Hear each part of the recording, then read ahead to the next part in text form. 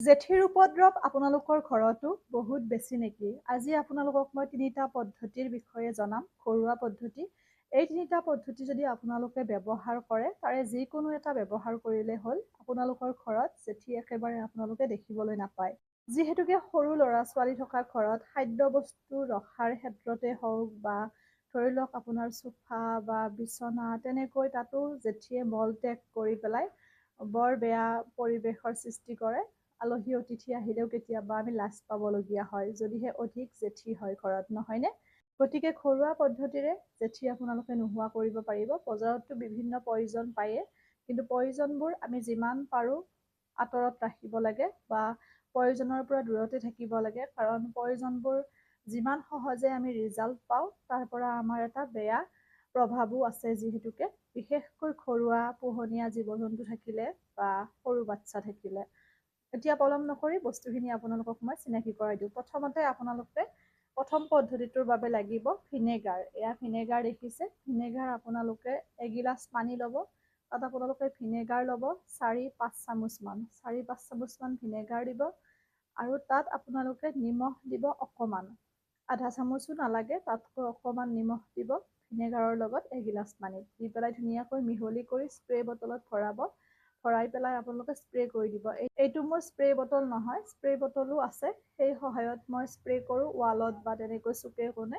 আৰু যেতিয়া ঘৰ মচিব লগা হয়, তেতিয়া এই বটলটোত ভৰাই পেলাই ইয়াৰ পৰা দিলে ধুনীয়াকৈ ওলাই যায়। যিহেতুকে তেনেকৈ মই ঘৰ মচোঁ। আপোনালোকে ঘৰ মচোঁতেও ব্যৱহাৰ কৰিব পাৰে ভিনেগাৰ আৰু অকণমান নিমখ।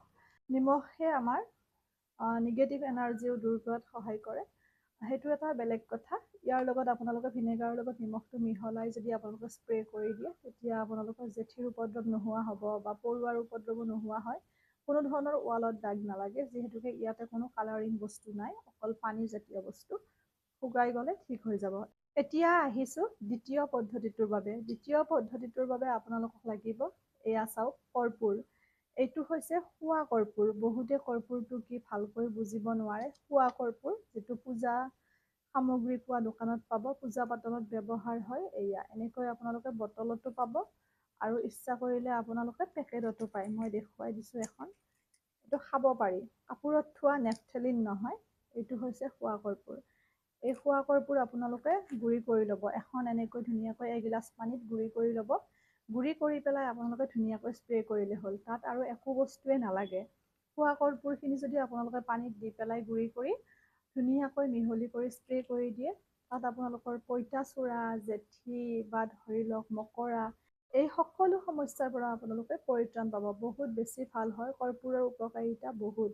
আৰু বহুতৰে চাউলত ওকণি হয় বা চাউলত পোকে ধৰে, তেতিয়া আপোনালোকে মহানিম তিতা ব্যৱহাৰ কৰিলে কেতিয়াবা সুফল পোৱা নাযায়। কিন্তু এয়া যদি কৰ্পূৰ অকণমান ছটিয়াই দিয়ে, অকণমান চাউলখিনি উলিয়াই দিয়ে, তাত যিমান পোক আছে গোটেইখিনি নাইকিয়া হৈ যায়। কিন্তু এইটো শোৱা কৰ্পূৰহে দেই, নেপথেলিন কিন্তু নহয়। আৰু নেপথেলিনটো আমাৰ বাবে বিষাক্ত। সেইটো অকল কাপোৰত থ'বলৈ ব্যৱহাৰ কৰিব আপোনালোকে, কিন্তু এইটো শোৱা কৰ্পূৰ।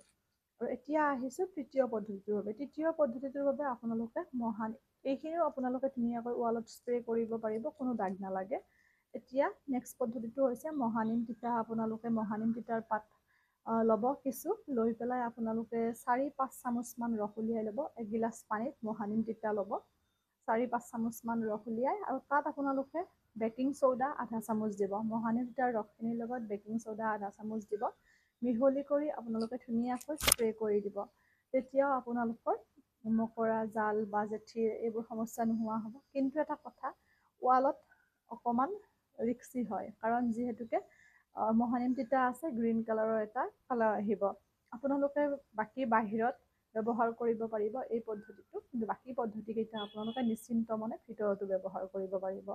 ইয়াৰ উপৰি আপোনালোকে পৰুৱা বা বিভিন্ন পোক পতংগৰ পৰা পৰিত্ৰাণ পাবলৈ আমি যিটো কাপোৰ ধুবলৈ ডিটাৰজেণ্ট ব্যৱহাৰ কৰোঁ, চাৰ্ফ বা আপোনালোকে যি ব্যৱহাৰ কৰে, সেই চাৰ্ফৰ লগতো যদি আপোনালোকে অকণমান বেকিং চ'ডা মিহলি কৰি এগিলাচ পানীত লৈ স্প্ৰে কৰি দিয়ে মিহলাই পেলাই, তেতিয়াও পৰুৱা বা বিভিন্ন পোক পতংগৰ পৰা পৰিত্ৰাণ পাব। সেয়া লাগিলে ফুলৰ গছতে হওক, ফুলৰ গছত ফুলৰ টাবত হয় পৰুৱা বহুতৰে, বা বিভিন্ন লেচেৰা বা তেনেকুৱা বিভিন্ন শাক পাচলিৰ গছতো যদি স্প্ৰে কৰি দিয়ে, পোক পতংগৰ লগতে পৰুৱাৰ উপদ্ৰৱ নোহোৱা হ'ব।